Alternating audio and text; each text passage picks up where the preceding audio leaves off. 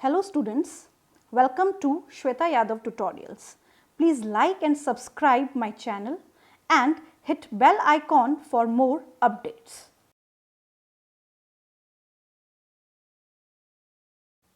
Last video में हमने male reproductive system में कौन कौन से पार्ट्स होते हैं, कौन कौन से ऑर्गन्स उसके साथ एसोसिएट करते हैं, इस सब का डिटेल कर लिया था। अब हम यहाँ पे एक एक ऑर्गन को पढ़ेंगे कि पर्टिकुलर ऑर्गन की मेल रिप्रोडक्टिव सिस्टम में क्या इंपॉर्टेंस है। तो सबसे पहला, सबसे important primary organ, essential organ हम पढ़ने जा रहे हैं, that is testis. So here the first heading is the structure of testes और हम पढ़ रहे हैं ह्यूमन रिप्रोडक्शन। और ह्यूमन रिप्रोडक्शन 12th क्लास का बहुत ही इंपॉर्टेंट टॉपिक है। नीट के हिसाब से भी हमें इस पे बहुत सारे क्वेश्चंस बनते हैं, उन सभी क्वेश्चन को बारीकी से समझना है। इस पर्टिकुलर टॉपिक में बहुत सारी टर्म्स आएंगी और सारी टर्म्स पे फोकस करना है क्योंकि हर टर्म पे अपना एक क्वेश्चन बन सकता है। So I start with the structure of testes. In man, one pair testes are the main or primary reproductive organ. ये चीज हम पढ़ के आ चुके हैं कि मैन में, ह्यूमन मेल में जो टेस्टिस है वो प्राइमरी रिप्रोडक्टिव ऑर्गन है, एसेंशियल रिप्रोडक्टिव ऑर्गन है। अब इसका जो साइज है वो 4 to 5 centimetre into 2 to 3 centimetre है। अब इसकी इंपॉर्टेंट बात शुरू हो जाती है आगे कि जो टेस्टिस है वो लोकेटेड कहाँ है। I told you earlier that the male reproductive system is present in the pelvic region as well as it is mesodermal in origin. But यहाँ पे जब हम टेस्टिस की बात करते हैं तो थोड़ी कहानी डिफरेंट हो जाती है। वो क्यों हो जाती है? वो इसलिए हो जाती है क्योंकि जो टेस्टिस हैं वो जन्म से पहले और जन्म के बाद अलग अलग लोकेशन पे लोकेटेड रहते हैं। तो both the testes are located in a small bag-like structure. दोनों testes bag-like structure में present होते हैं below and outside the abdominal cavity. Outside and below the abdominal cavity and it is called scrotum. इसको क्या बोला जाता है? Scrotum या स्क्रोटल सैक बोला जाता है। क्या मैं बोल रही हूं कि जो दोनों टेस्टिस हैं, इस डायग्राम में अगर हम देखें तो इस डायग्राम में हमें क्या पता चल रहा है? इस डायग्राम से हमें ये पता चल रहा है कि जो टेस्टिस हैं, ये जो पार्ट है ये टेस्टिस है। These testes are located, कहाँ पे लोकेटेड है? Outside the abdominal cavity and below also, and they are present in a pouch or bag-like structure, and this bag-like structure is known as scrotum. इस bag-like structure को और pouch-like structure को हमने क्या बोला है? scrotum बोला है। अब कंडीशन ये है कि टेस्टिस यहाँ पे क्यों लोकेटेड है? टेस्टिस यहाँ पे क्यों लोकेटेड हैं? The testes are located in the scrotum because the scrotum provide 2 to 2.5 degrees temperature lower than the internal body temperature, and this lower temperature is required for spermatogenesis. ये जो scrotum है ये temperature provide करते हैं। The temperature of the scrotum, किसका temperature की बात की जा रही है? स्क्रोटम के टेम्परेचर की बात की जा रही है। कितना है? 2 to 2.5 डिग्रीज लोअर, 2 से 2.5 डिग्री कम है हमारे इंटरनल बॉडी टेम्परेचर से। और ये टेम्परेचर कम क्यों है? क्योंकि इसी टेम्परेचर पे बनेंगे स्पर्म्स, यानी कि इसी टेम्परेचर पे होगा spermatogenesis. Very very very important line कि ये टेम्परेचर क्या करता है, ये टेम्परेचर कितना कम है और क्या करता है। तो 2 से 2.5 डिग्री कम है और स्पर्मेटोजेनेसिस करवाता है टेस्टिस से। अब यहाँ पे केवल क्या स्पर्मेटोजेनेसिस के लिए ही ये टेम्परेचर रिक्वायर्ड है? तो अगर हम देखें कि जो टेस्टिस हैं ये कहाँ पे लोकेटेड हैं? They are located in the scrotum. ये हमने बना लिया है स्क्रोटम, ये स्क्रोटम है, दोनों टेस्टिस स्क्रोटम में प्रेजेंट हैं। तो यहाँ पे हम टेस्टिस ही बना लेते हैं समझने के लिए। ये है टेस्टिस, ये है टेस्टिस। टेस्टिस के ऊपर और टेस्टिस के साथ साथ एक स्ट्रक्चर हमने पढ़ा था, इपिडिडाइमिस। इपिडिडाइमिस क्या करता है? स्पर्म का मैच्योरेशन करता है, स्पर्म को स्टोर भी करता है। तो इपिडिडाइमिस और टेस्टिस दोनों ही तो कहाँ पे प्रेजेंट है? स्क्रोटम में प्रेजेंट हैं। ये दोनों ही कहाँ पे लोकेटेड है? स्क्रोटम में लोकेटेड हैं। तो यानी कि स्पर्मेटोजेनेसिस के साथ साथ स्पर्म का मैच्योरेशन, स्पर्म का मैच्योरेशन, स्पर्म का स्टोरेज भी लो टेम्परेचर पे ही होगा, क्योंकि यहाँ पे टेस्टिस और स्क्रोटम एसोसिएट कर रहे हैं और टेस्टिस के साथ जो एसोसिएट कर रहा है दैट इज इपिडिडाइमिस। तो हम ये बोल सकते हैं कि टेस्टिस और एपिडिडाइमिस दोनों स्क्रोटम में प्रेजेंट है। अब यहाँ पे एक इंपॉर्टेंट बात, टेस्टिस एंड एपिडिडाइमिस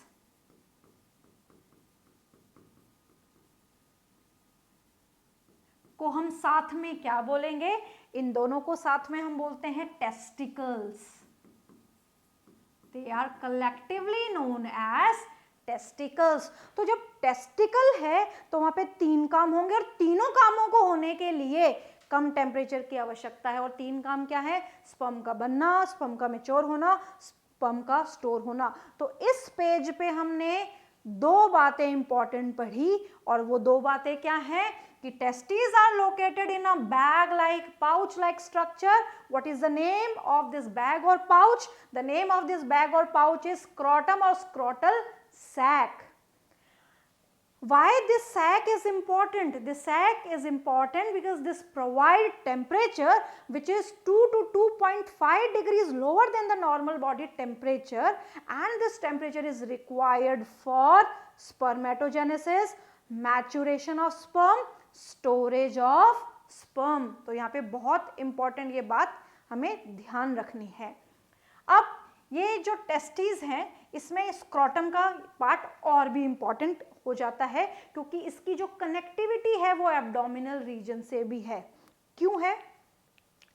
जब हम बात करते हैं during embryonic stage, embryonic stage में the testis develop in the abdominal cavity and they descend to reach the scrotum at the time of birth.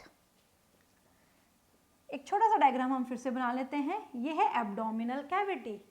इस एब्डोमिनल कैविटी के साथ साथ यहाँ पे हम बना लेते हैं स्क्रोटम। ये बन गया स्क्रोटम। यहाँ पे एक कैनाल प्रेजेंट है। This canal is known as inguinal canal. अब यहाँ पे ये लाइन क्या कह रही है कि जन्म के समय या जन्म से कुछ समय पहले, प्रायर टू बर्थ, टेस्टिस कहाँ पे होते हैं? एब्डोमेन में होते हैं। और वो एब्डोमेन से कहाँ आते हैं? स्क्रोटम में आते हैं। ये टेस्टिस आ गए स्क्रोटम में। अब ऐसा क्यों होता है? ऐसा इसलिए होता है क्योंकि जो टेस्टिस बनते हैं वो जगह है एब्डोमिनल कैविटी। सो टेस्टिस कहाँ पे प्रेजेंट होते हैं? एब्डोमिनल कैविटी में। ये एब्डोमिनल कैविटी है और इस कैविटी में टेस्टिस प्रेजेंट हैं। एक बच्चा अपनी माँ के साथ 1 से 9 महीने तक रहता है। इस 9 महीने में 3 महीने तक सारे ऑर्गन सिस्टम कंप्लीट हो जाते हैं। जब वो 3 महीने का होता है तो उसमें पूरा का पूरा सिस्टम बन जाता है, बट वो 9 मंथ्स तक अपने माँ के साथ रहता है। इस 9 महीने के सफ़र में अगर एक बेबी मेल चाइल्ड है तो 7 to 8 मंथ के बीच में या 7 to 9 मंथ्स के बीच में प्रायर टू बर्थ जो टेस्टिस हैं वो एब्डोमिनल कैविटी से स्क्रोटम में आ जाते हैं। वो कहाँ पे आ जाते हैं? स्क्रोटम में आ जाते हैं, और स्क्रोटम में आने के बाद वो स्क्रोटम में ही रहते हैं लाइफ लॉन्ग। अब अगर टेस्टिस स्क्रोटम में नहीं आए, if the testes fail to descend, if the testes failed to descend into the scrotum, अगर टेस्टिस स्क्रोटम में नहीं आए जन्म के बाद या at the time of birth और the prior to the birth, तो इस कंडीशन को हम बोलते हैं cryptorchidism. This condition is known as cryptorchidism. तो क्वेश्चन क्या आता है? What happen if the testes fail to descend into the scrotum? So the condition is known as क्रिप्टोरकाइडिज्म। कई बार क्या होता है कि एक टेस्टिस ही आ पाता है या आता है, या कई बार दोनों ही नहीं आते, तो ये अलग अलग टाइप का होता है, यूनिलेटरल और बाइलेटरल। अगर एक टेस्टिस आया है यूनिलेटरल, तो यहाँ पे अलग अलग कंडीशन है। अब यहाँ पे डॉक्टर को उस बच्चे को दिखाया जाता है, दिखाने के बाद जब डॉक्टर से सलाह ली जाती है तो डॉक्टर कहते हैं कि वेट करो, 2 महीने का, 3 महीने का और 6 महीने तक का वेट करने को बोला जाता है। तब तक ये संभावना होती है कि टेस्टिस जो हैं वो एब्डोमिनल कैविटी से स्क्रोटम में डिसेंड हो जाए। बट उसके बाद भी अगर नहीं आए तो सर्जरी के थ्रू टेस्टिस को स्क्रोटम में लाना पड़ता है। तो उस सर्जरी को कहा जाता है orchidopexy. So what is orchidopexy? The orchidopexy is the surgery by which testes descend into the scrotum. ये एक प्रकार की सर्जरी है और इसकी सहायता से बच्चे के टेस्टिस को एब्डोमेन से स्क्रोटम में लाया जाता है। तो यहाँ पे 2 इंपॉर्टेंट टर्म हो गई, क्रिप्टोरकाइडिज्म and orchidopexy. Next, scrotum is connected to the abdominal cavity. जो स्क्रोटम है यानी कि ये जो हिस्सा है ये एब्डोमिनल कैविटी से कनेक्टेड है। ये पूरा का पूरा कनेक्शन शो करता है। पेल्विक रीजन से भी ये अपना कनेक्शन शो करता है एब्डोमिनल कैविटी के साथ साथ, और जिस कैनाल के थ्रू करता है इस कैनाल को बोला जाता है inguinal canal. I mentioned here this is abdominal cavity. इस एब्डोमिनल कैविटी से स्क्रोटम कनेक्टेड है और जिस रास्ते से कनेक्टेड है ये रास्ता कहलाता है इंग्यूनल कैनाल। या हम ये भी कह सकते हैं इंग्यूनल कैनाल वो रास्ता है जिसके सहायता से टेस्टिस एब्डोमिनल कैविटी से स्क्रोटम में डिसेंड किए जाते हैं। So inguinal canal is the route by which the testes descend into the scrotum. It is a path, it is a route, ये रास्ता है। अब यहाँ पे क्या होता है कि जैसे ही टेस्टिस जन्म से पहले या जन्म के समय पे अगर एब्डोमिनल कैविटी से स्क्रोटम में आ चुके हैं तो ये रास्ता बंद हो जाता है।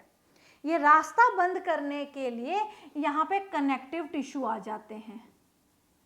बट एक ही चीज यहाँ पे रह जाती है, ये दोबारा से मैं एक डायग्राम में आपको समझा रही हूं।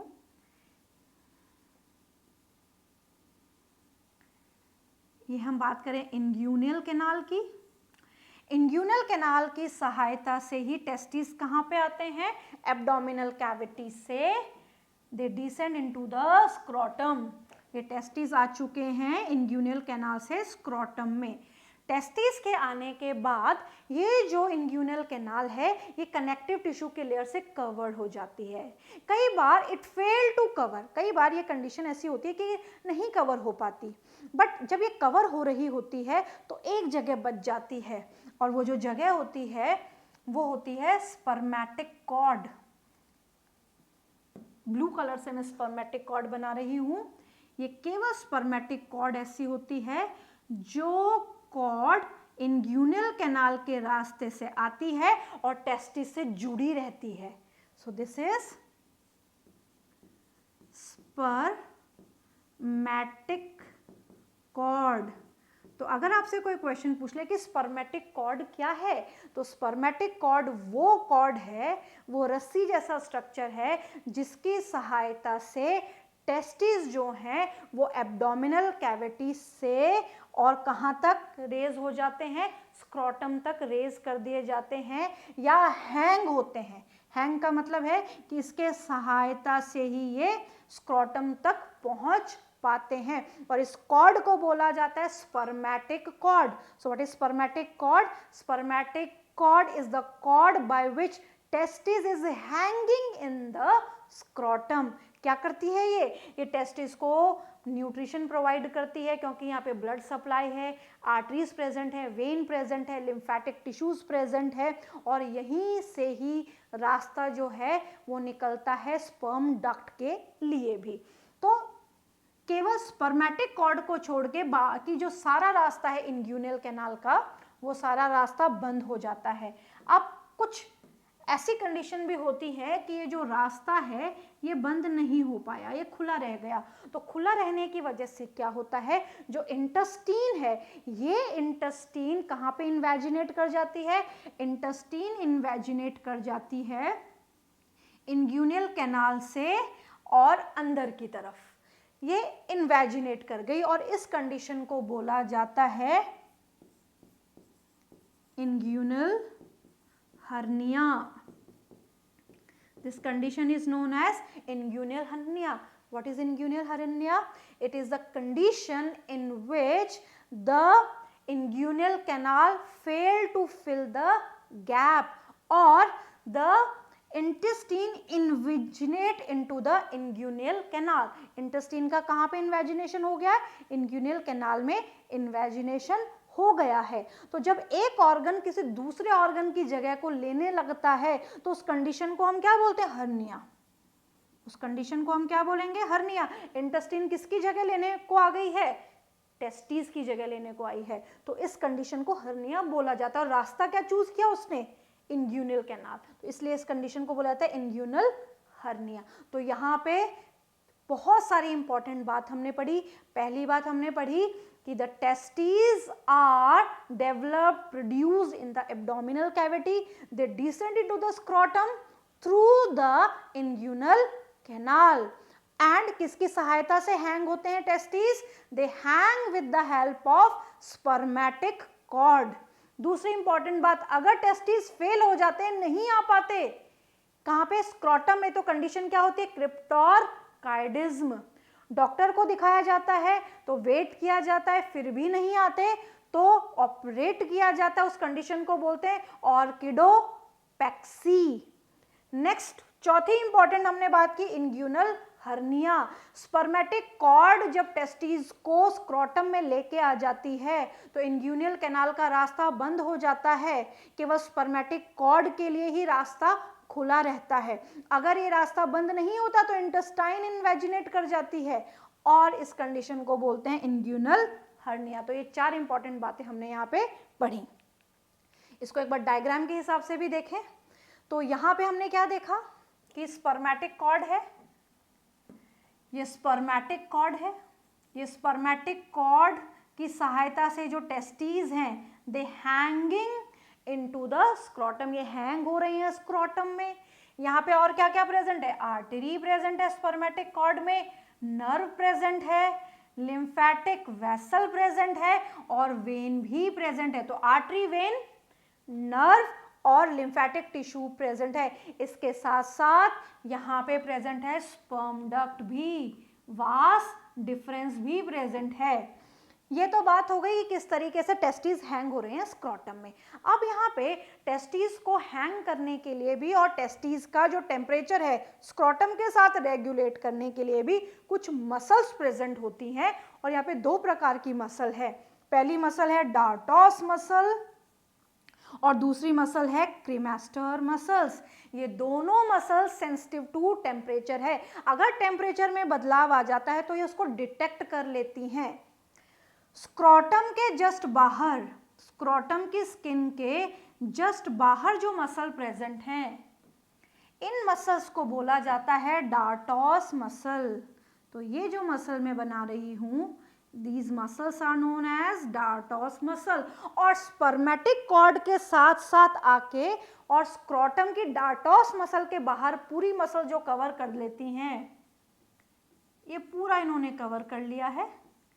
इन मसल्स को बोला जाता है क्रीमेस्टर मसल। तो यहाँ पे क्या है, ये स्क्रोटम है, स्क्रोटम के जस्ट नीचे डार्टोस मसल और उसके बाहर क्रीमेस्टर मसल, यानी कि दो प्रकार की मसल से ये कवर्ड है। ये दोनों मसल्स इनवॉलेंट्री नेचर की हैं।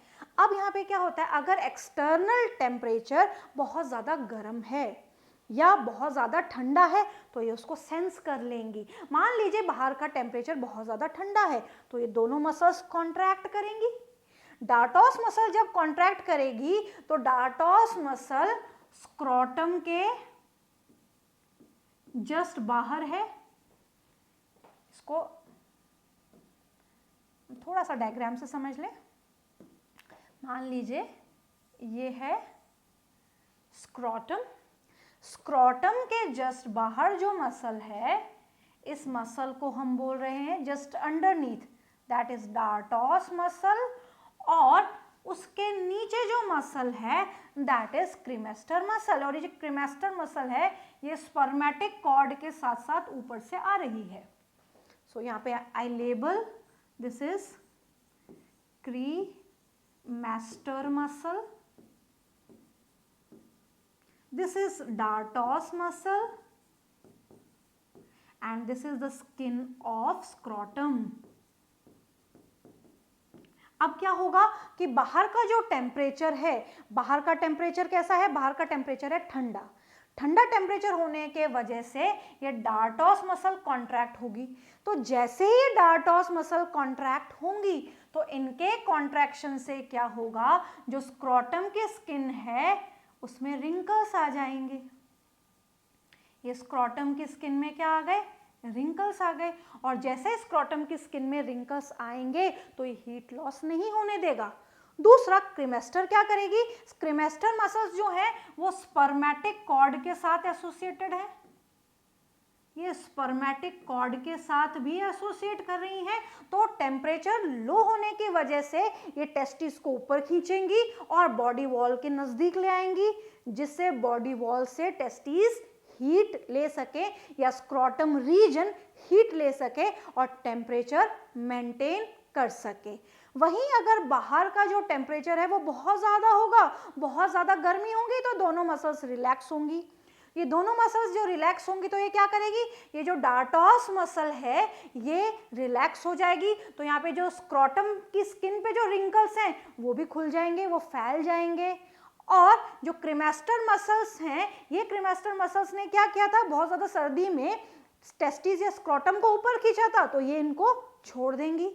अब यहाँ पे क्या होगा, ये मसल्स रिलैक्सेशन के कारण जो पसीना है वो भी आएगा। हीट लॉस जो है वो किस तरीके से रेगुलेट होगा, यहाँ पे पसीना आएगा और पसीना आने से ये जो पर्टिकुलर रीजन है इसका टेम्परेचर मेंटेन रहेगा। तो गर्मी और सर्दी में दोनों टेम्परेचर के हिसाब से ये मसल्स अपने आप को रेगुलेट कर लेती, क्योंकि these are sensitive to the temperature. तो हमने यहाँ पे पढ़ा कि जो टेस्टीज हैं वो किस तरीके से मसल से रेगुलेटेड है। Last but not the least, externally जब हम बात करते हैं स्क्रोटम की, तो ये एक्सटर्नली भी एक लाइन से सेपरेटेड है। ये बाहर का हिस्सा है और ये एक्सटर्नल सेपरेशन है। This external line, mid line, this external mid line is known as raphe or scrotal raphe. बाहर से रेफे, अंदर से स्क्रोटल सेप्टम से सेपरेटेड है। तो ये पूरा का पूरा हमने बात की स्क्रोटम के बारे में, क्योंकि स्क्रोटम अपने आप में एक बहुत इंपॉर्टेंट है और उससे मल्टीपल क्वेश्चंस आ सकते हैं, मसल से आ सकते हैं, डिसऑर्डर से आ सकते हैं। नेक्स्ट वीडियो में हम पढ़ेंगे इंटरनल स्ट्रक्चर ऑफ टेस्टिस के बारे में।